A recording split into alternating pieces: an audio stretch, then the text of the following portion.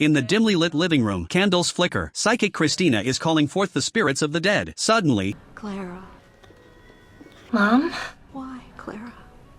Why did you do it?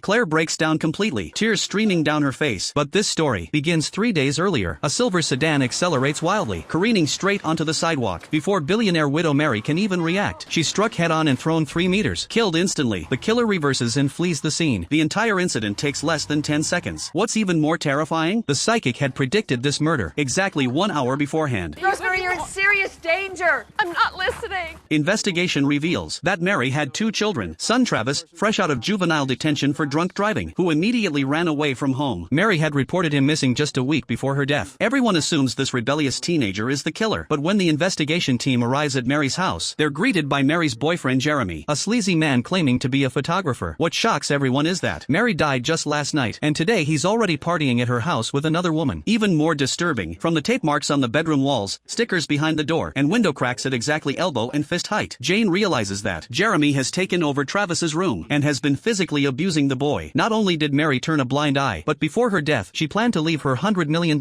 fortune to him. The mysterious psychic Christina is equally suspicious. She predicted Mary's death, and over the past 10 years, multiple clients have written her into their wills as a beneficiary, something completely against professional ethics. Next, the lawyer brings shocking news. Mary had modified her will before dying, stripping both children of their inheritance rights, and leaving her entire fortune to Jeremy and Christina. Most incomprehensibly, Christina claims to have communicated with Mary's spirit, learning that the hit-and-run vehicle is in the reservoir. When police find the silver sedan in the reservoir, it contains Jeremy's gloves and DNA. Jeremy is immediately arrested, but during interrogation, when Christina is mentioned, Jeremy suddenly becomes nervous. Meanwhile, Christina claims she and Jeremy only had a casual relationship. Among all the clues, Jane notices something odd about Mary's daughter Claire. When learning of her mother's death, she appeared devastated, but her grief seemed to hide something. More crucially, when Claire first came to the police station, she said her mother died in the drainage ditch rather than on the sidewalk. For her to die in the gutter like that, it's like garbage.